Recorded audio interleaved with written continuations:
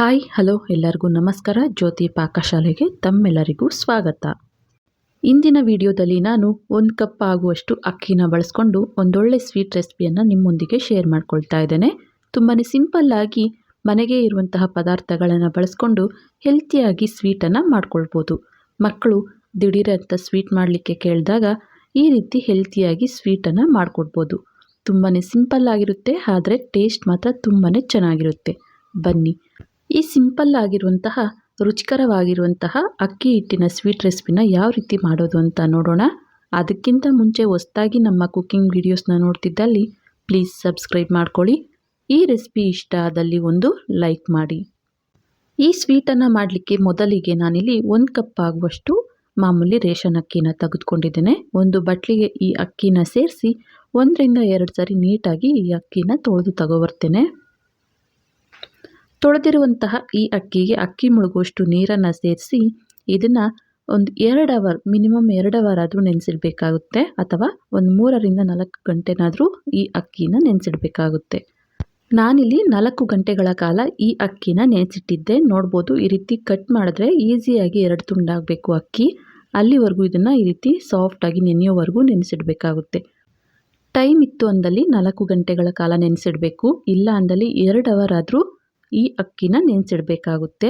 ಈಗ ಮಿಕ್ಸಿ ಜಾರಿಗೆ ಬರೀ ಅಕ್ಕಿನ ನಾನಿಲ್ಲಿ ಈ ರೀತಿ ಸಪ್ರೇಟಾಗಿ ಮಿಕ್ಸಿ ಜಾರಿಗೆ ಹಾಕ್ಕೊಳ್ತಾ ಇದ್ದೇನೆ. ನಂತರ ಒಂದು ಅರ್ಧ ಕಪ್ ಆಗುವಷ್ಟು ಹಸಿಕಾಯಿ, ಅನಂತರ ಒಂದು 2 ಟೇಬಲ್ ಸ್ಪೂನ್ ಆಗುವಷ್ಟು ಅನ್ನನ ಸೇರಿಸ್ಕೊಳ್ತಾ ಇದ್ದೇನೆ.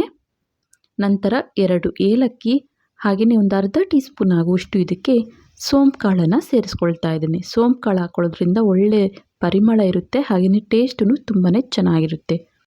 ಮೊದಲಿಗೆ ನೀರನ್ನು ಸೇರಿಸ್ದೇನೆ ಇದನ್ನು ತರಿಯಾಗಿ ರುಬ್ಬಬೇಕು. ಆನಂತರ ಯಾವ ಕಪ್ಪಲ್ಲಿ ನಾವು ಅಕ್ಕಿನ ತೆಗೆದುಕೊಂಡಿದ್ವೋ ಅದೇ ಕಪ್ಪಲ್ಲಿ ಅರ್ಧ ಕಪ್ ಆಗುವಷ್ಟು ನೀರನ್ನು ಸೇರಿಸಿ, ನೋಡಿ ನಾನಿಲ್ಲಿ ತೋರಿಸ್ತಾ ಇದ್ದೇನೆ, ಆದಷ್ಟು ನುಣ್ಣಗೆ ಈ ಪೇಸ್ಟನ್ನು ರುಬ್ಕೊಳ್ಬೇಕಾಗುತ್ತೆ. ನೋಡಿ, ಸ್ವಲ್ಪನೂ ತರಿ ಇಲ್ಲದೆ ನುಣ್ಣಗೆ ರುಬ್ಕೊಳ್ಬೇಕು. ಈಗ ರುಬ್ಬಿರುವಂಥ ಈ ಅಕ್ಕಿ ಪೇಸ್ಟನ್ನು ಒಂದು ಬಟ್ಲಿಗೆ ಹಾಕ್ಕೊಳ್ತಾ ಇದ್ದೇನೆ. ನೀರನ್ನು ಸೇರಿಸ್ಕೊಳ್ಬಾರ್ದು. ನೋಡಿ, ಒಂದು ಅರ್ಧ ಕಪ್ ಆಗುವಷ್ಟು ರುಬ್ಬಬೇಕಾದ್ರೆ ನೀರನ್ನು ಸೇರಿಸ್ಕೊಂಡಿದ್ವಿ ಅಷ್ಟೇ. ಈಗ ಬಟ್ಲಿಗೆ ಸೇರಿಸಿ ಇದನ್ನು ಸೈಡ್ಗೆ ಇಡ್ತೇನೆ. ನಂತರ ಇನ್ನೊಂದು ಬಟ್ಲನ್ನು ತೆಗೆದುಕೊಳ್ತೇನೆ. ಆ ಬಟ್ಲಿಗೆ ಯಾವ ಕಪ್ಪಲ್ಲಿ ನಾವು ಅಕ್ಕಿನ ತೆಗೆದುಕೊಂಡಿದ್ವೋ ಅದೇ ಕಪ್ಪಲ್ಲಿ 3/4 ಕಪ್ ಆಗುವಷ್ಟು ನಾನಿಲ್ಲಿ ಬೆಲ್ಲನ ಸೇರಿಸ್ಕೊಳ್ತಾ ಇದ್ದೇನೆ. ನಾನಿಲ್ಲಿ 3/4 ಕಪ್ ಆಗುವಷ್ಟು ಬೆಲ್ಲನ ತೆಗೆದುಕೊಂಡಿದ್ದೇನೆ. 1 ಕಪ್ ಬೇಕಾದರೂ ಸ್ವೀಟ್ ಜಾಸ್ತಿ ಬೇಕು ಅಂದವರು ಹಾಕ್ಕೊಳ್ಬೋದು. ನಂತರ ಅರ್ಧ ಕಪ್ ಆಗುವಷ್ಟು ನೀರನ್ನು ಸೇರಿಸಿ ಈ ಪಾತ್ರೆನ ಗ್ಯಾಸ್ ಮೇಲೆ ಇಟ್ಟು ಬೆಲ್ಲನ ಕರಗಿಸ್ಕೊಂಡ್ರೆ ಸಾಕು. ಪಾಕ ಮಾಡ್ಕೊಳ್ಳೋ ಅವಶ್ಯಕತೆ ಇಲ್ಲ. ಈ ರೀತಿ ಬೆಲ್ಲ ಎಲ್ಲ ಮೆಲ್ಟ್ ಆಗಬೇಕು. ಈಗ ಗ್ಯಾಸನ್ನು ಆಫ್ ಮಾಡಿ ಈ ಬೆಲ್ಲದ ನೀರನ್ನು ಮೊದಲಿಗೆ ನಾವು ರುಬ್ಕೊಂಡಿರುವಂತಹ ಅಕ್ಕಿ ಪೇಸ್ಟಿಗೆ ಈ ರೀತಿ ಶೋಧಿಸ್ಕೊಂಡು ಈ ಬೆಲ್ಲದ ನೀರನ್ನು ಹಾಕ್ಕೊಳ್ಬೇಕಾಗುತ್ತೆ. ಬೇಗನೆ ಇದನ್ನು ಬೆಲ್ಲದ ನೀರನ್ನು ಸೇರಿಸಿ ಮಿಕ್ಸ್ ಮಾಡ್ಕೊಳ್ಬೇಕಾಗುತ್ತೆ. ನೋಡಿ, ಈ ರೀತಿ ಚೆನ್ನಾಗಿ ಮಿಕ್ಸ್ ಆಗೋ ರೀತಿ ಚೆನ್ನಾಗಿ ಇದನ್ನು ಮಿಕ್ಸ್ ಮಾಡಬೇಕು. ಬೆಲ್ಲದ ಬದಲಿಗೆ ಸಕ್ಕರೆ ಬೇಕಾದರೂ ಹಾಕ್ಕೊಳ್ಬೋದು. ನಾನಿಲ್ಲಿ ಬೆಲ್ಲದಿಂದನೇ ಯಾವ ರೀತಿ ಮಾಡ್ಕೊಳ್ಬೋದು ಅಂತ ತೋರಿಸ್ಕೊಡ್ತಾ ಇದ್ದೇನೆ. ನೋಡ್ಬೋದು, ಹಿಟ್ಟು ಯಾವ ಕನ್ಸಿಸ್ಟೆನ್ಸಿ ಇರಬೇಕು ಅಂತ ತೋರಿಸ್ತಾ ಇದ್ದೇನೆ. ಜಾಸ್ತಿ ತೆಳ್ಳಗೂ ಇರಬಾರ್ದು, ಹಾಗಂತ ಜಾಸ್ತಿ ಗಟ್ಟಿನೂ ಇರಬಾರ್ದು. ಈಗ ಇದನ್ನು ಸೈಡ್ಗೆ ತೆಗೆದಿಟ್ಟು ನಂತರ ಗ್ಯಾಸ್ ಮೇಲೆ ಒಂದು ಪಾತ್ರೆನ ಇಟ್ಟು ಗ್ಯಾಸನ್ನು ಹಚ್ತೇನೆ. ಇದಕ್ಕೆ 2 ಟೇಬಲ್ ಸ್ಪೂನ್ ಆಗುವಷ್ಟು ತುಪ್ಪನ ಹಾಕ್ಕೊಳ್ತೇನೆ. ತುಪ್ಪ ಚೆನ್ನಾಗಿ ಕರಗಿದ ನಂತರ ಇದಕ್ಕೆ ಒಂದು 1/4 ಕಪ್ ಆಗುವಷ್ಟು ಒಣ ಕೊಬ್ಬರಿನ ಈ ರೀತಿ ಸಣ್ಣದಾಗಿ ಕಟ್ ಮಾಡಿ ತುಪ್ಪಕ್ಕೆ ಸೇರಿಸ್ಕೊಳ್ತಾ ಇದ್ದೇನೆ. ಸ್ವಲ್ಪ ಈ ಒಣ ಕೊಬ್ಬರಿ ಲೈಟಾಗಿ ಕಲರ್ ಚೇಂಜ್ ಆಗಬೇಕು, ಅಲ್ಲಿವರೆಗೂ ತುಪ್ಪದಲ್ಲೇ ಚೆನ್ನಾಗಿ ಫ್ರೈ ಮಾಡ್ಕೊಳ್ಬೇಕು. ಸ್ವಲ್ಪ ಈ ಒಣ ಕೊಬ್ಬರಿ ಕಲರ್ ಚೇಂಜ್ ಆಗಿದ್ದೇನೆ. ಇದಕ್ಕೆ ಒಂದು 8 ರಿಂದ 10 ಆಗುವಷ್ಟು ಗೋಡಂಬಿ, ಒಂದು 8 ರಿಂದ 10 ಆಗುವಷ್ಟು ಬಾದಾಮಿನ ಸಣ್ಣದಾಗಿ ಕಟ್ ಮಾಡಿ ಅದನ್ನು ಸಹ ತುಪ್ಪಕ್ಕೆ ಸೇರಿಸ್ಕೊಳ್ತೇನೆ. ಇವೆಲ್ಲವೂ ಚೆನ್ನಾಗಿ ಫ್ರೈ ಆಗಿ ಲೈಟಾಗಿ ಗೋಲ್ಡನ್ ಬ್ರೌನ್ ಕಲರ್ ಬರಬೇಕು, ಅಲ್ಲಿವರೆಗೂ ತುಪ್ಪದಲ್ಲೇ ಚೆನ್ನಾಗಿ ಫ್ರೈ ಮಾಡಬೇಕಾಗುತ್ತೆ.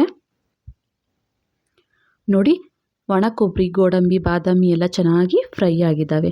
ಈಗ ಒಮ್ಮೆ ಚೆನ್ನಾಗಿ ಇದನ್ನು ಮಿಕ್ಸ್ ಮಾಡಿ ಈಗ ಗ್ಯಾಸನ್ನು ಐ ಫ್ಲೇಮಲ್ಲಿಟ್ಟು ಅಕ್ಕಿನ ಪೇಸ್ಟ್ ಮಾಡ್ಕೊಂಡಿದ್ವಲ್ಲ, ಬೆಲ್ಲದ ನೀರನ್ನು ಎಲ್ಲ ಸೇರಿಸಿ ಮಿಕ್ಸ್ ಮಾಡಿರುವಂತಹ ಈ ಪೇಸ್ಟನ್ನು ನಾವು ಇದಕ್ಕೆ ಹಾಕ್ಕೊಳ್ಬೇಕಾಗುತ್ತೆ. ಗ್ಯಾಸನ್ನು ಐ ಫ್ಲೇಮಲ್ಲಿಟ್ಟು ಈ ಮಿಶ್ರಣನ ನಾವು ಹಾಕ್ಕೊಳ್ಬೇಕು. ಈ ರೀತಿ ಎಲ್ಲ ಮಿಶ್ರಣನ ಈ ಪಾತ್ರೆಗೆ ಹಾಕಿದ ನಂತರ ಈಗ ಇದನ್ನು ನಾನಿಲ್ಲಿ ತವ ಮೇಲೆ ಇಡ್ತಾ ಇದ್ದೇನೆ. ಈ ರೀತಿ ದೋಸೆ ತವ ಮೇಲೆ ಈ ಪಾತ್ರೆನ ಇಟ್ಟು ಲೋ ಟು ಮೀಡಿಯಮ್ ಉರಿಲಿ ಇದನ್ನು ಬೇಯಿಸ್ಕೊಳ್ಬೇಕಾಗುತ್ತೆ. ನೋಡಿ ನಾನಿಲ್ಲಿ ತೋರಿಸ್ತಾ ಇದ್ದೇನೆ. ಮೊದಲಿಗೆ ನಾವು ಈ ಪಾತ್ರೆಗೆ ಅಕ್ಕಿ ಹಿಟ್ಟಿನ ಮಿಶ್ರಣ ಹಾಕಬೇಕಾದ್ರೆ ಗ್ಯಾಸನ್ನು ಹೈ ಫ್ಲೇಮಲ್ಲಿಟ್ಟೆ ನಾವು ಹಾಕ್ಕೊಳ್ಬೇಕು. ಆನಂತರ ಗ್ಯಾಸನ್ನು ಲೋ ಟು ಮೀಡಿಯಮ್ ಉರಿಲಿ ಇಟ್ಟು ತವ ಮೇಲೆ ಈ ಪಾತ್ರೆನ ಇಟ್ಟು ಇದನ್ನು ಚೆನ್ನಾಗಿ ಬೇಯಿಸ್ಕೊಳ್ಬೇಕಾಗುತ್ತೆ. ಲಿಡ್ ಅಥವಾ ಪ್ಲೇಟನ್ನು ಮುಚ್ಚಿ ಬೇಯಿಸಬೇಕಾಗುತ್ತೆ.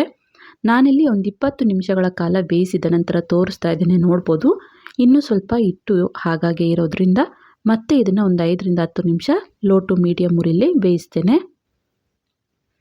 ನೋಡ್ಬೋದು ಈಗ ಈ ಅಕ್ಕಿ ಹಿಟ್ಟಿನ ಮಿಶ್ರಣ ಚೆನ್ನಾಗಿ ಬೆಂದಿದೆ.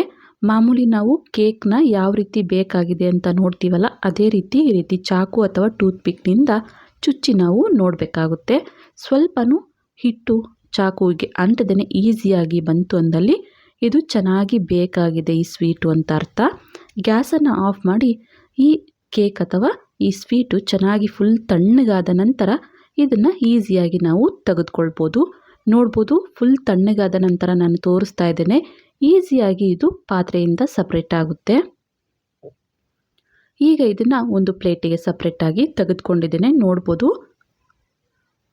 ಎಷ್ಟು ಚೆನ್ನಾಗಿ ಬಂದಿದೆ ಅಂತ. ಇದನ್ನು ಈಗ ನಾವು ಮಾಮೂಲಿ ಕೇಕ್ನ ರೀತಿ ಕಟ್ ಮಾಡ್ಕೊಳ್ಬೋದು ಅಥವಾ ಕೈಯಲ್ಲೇ ಇದನ್ನು ಮುರಿದು ನಾವು ಇದನ್ನು ಕಟ್ ಮಾಡ್ಕೊಳ್ಬೋದು.